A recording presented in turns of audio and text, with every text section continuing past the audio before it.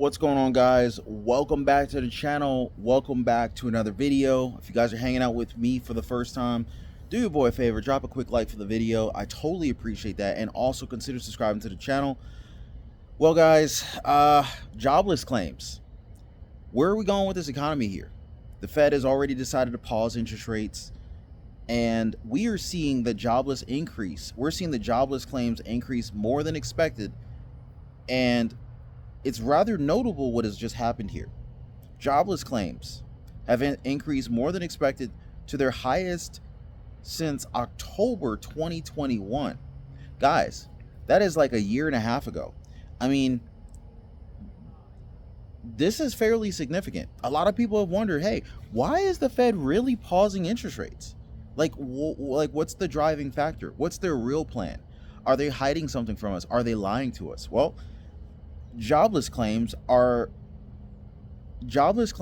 unemployment, the job market, consumerism, consumer confidence, CPI numbers, inflation. All of these factors are the things that the Federal Reserve is looking at right now to determine what their next move is going to be. Well, guys, the Fed is looking at economic data that they are privy to that we are not. Now, granted, there's a lot of data we can look at, but they're looking at data points that they can get sooner than we can get. We can pretty much get all the data points that the Fed's looking at, but they're going to get it sooner, and they're going to be looking at things that we may not be. Well, when these jobless claims have shot up as they have done, this kind of coincides with why the Fed may have decided to pause interest rates for June.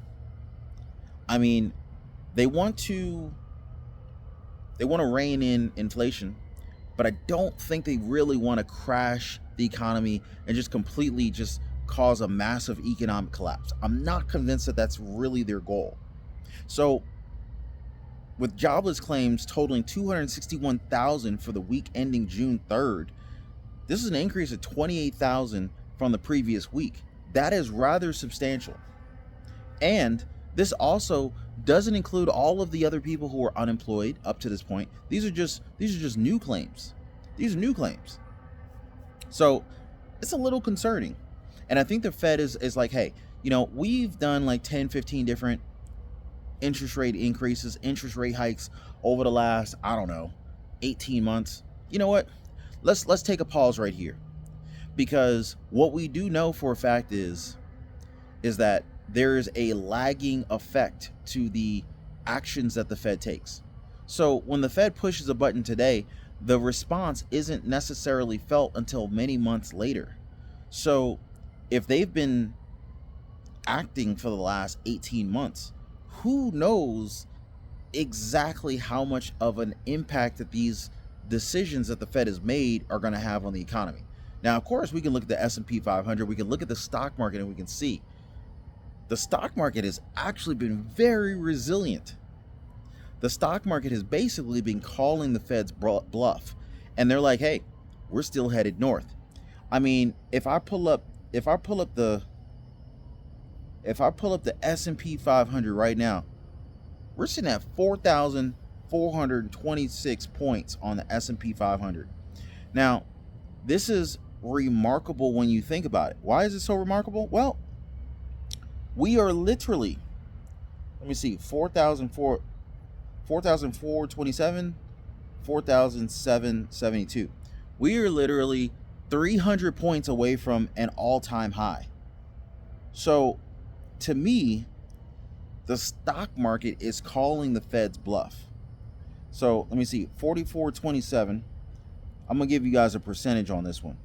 4427 divided by, and this is, this is just a quick way to determine the percentage gap. 4772 divided by 4772. Guys, we are within 7% of an all-time high on the S&P 500 at a time where many economists have predicted that we're going to be in a recession. So a lot of people have been asking me, Ron, why aren't you selling everything?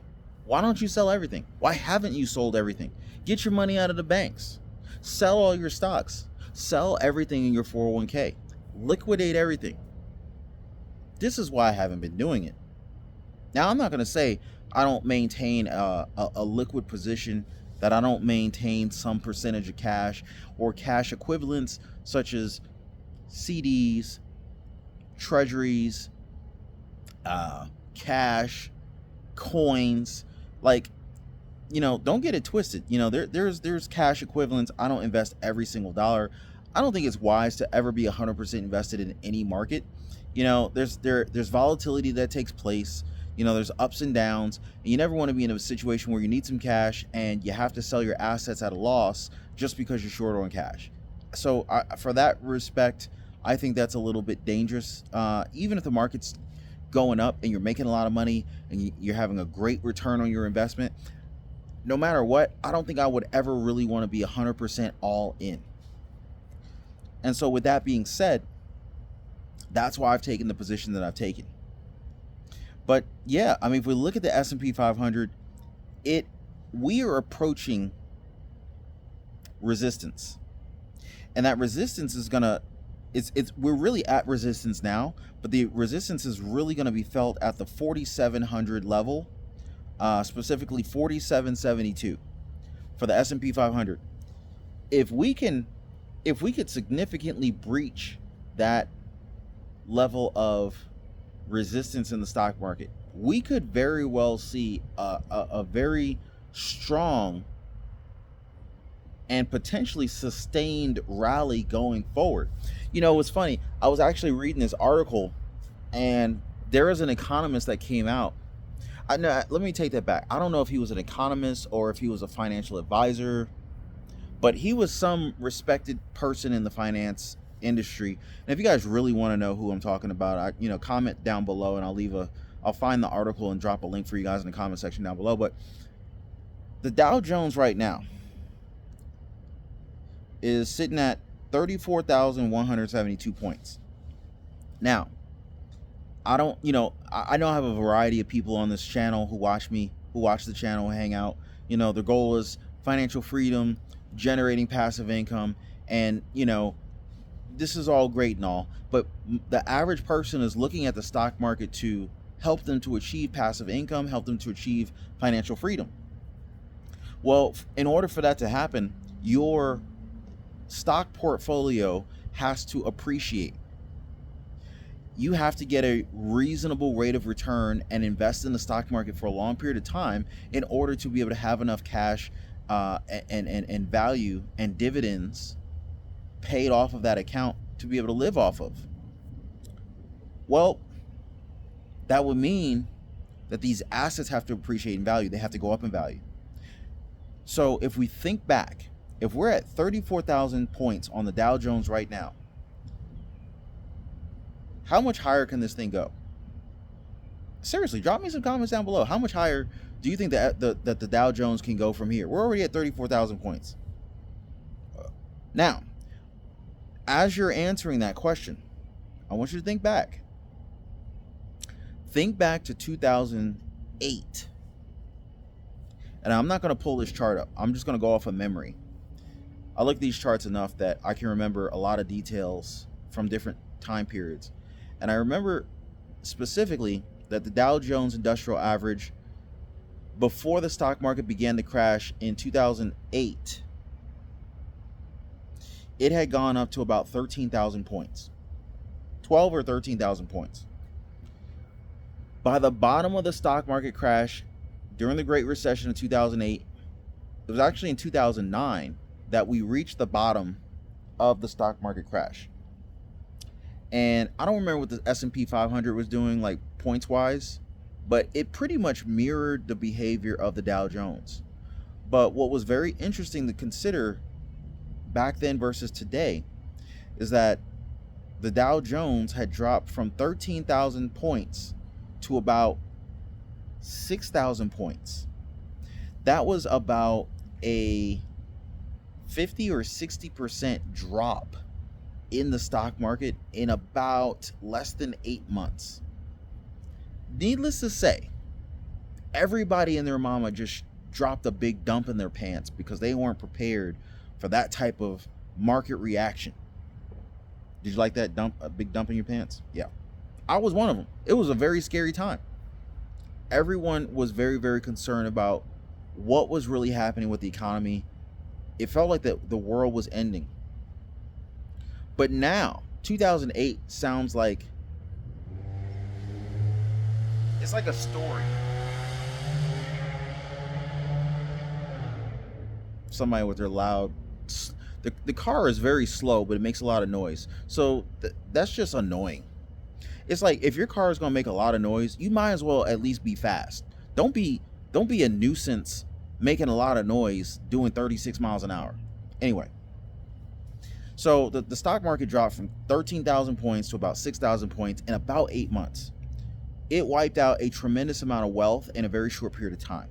However, as scary as it was, I was buying these assets. I was buying into index funds. I was investing in ETFs. I was buying stocks. I was increasing my 401k contributions during this time. In fact, I even got a second job. I was working 2 full-time jobs. And so as the stock market slowly began to recover, all of those investments began to pay off, and they paid off in spades. And I say all this to say, the stock market, if you look at it from a long-term perspective, the S&P 500, the Dow Jones, it's on an upward trajectory. And it's been on an upward trajectory for the last 100 years. So, with that being said, during the worst part of 2008, the Dow Jones had dropped to 5,000 or 6,000 points. Well, today, we're at 34,000 points. That is a 700% return on your money. With that being said, folks, like I said, if you want this article, definitely hit me up in the comment section down below. I'm going to see if I can find it for you. There is a economist or a financial advisor or someone respected, I don't know if he's a hedge fund manager or whatever, but someone very respected in the financial industry is predicting that the Dow Jones will reach 900,000 points. I just want to reiterate this. It is being predicted that the Dow Jones will reach 900,000 points. Now, if you guys want to learn more on the details of this prediction, who predicted this, when is this going to happen, definitely drop me some comments down below. I'd love to hear from you guys. If you'd like to learn more, if you like videos like this, definitely drop a quick like for the video. Subscribe to the channel. Check out my previous videos. And I'm going to see you guys on the next one.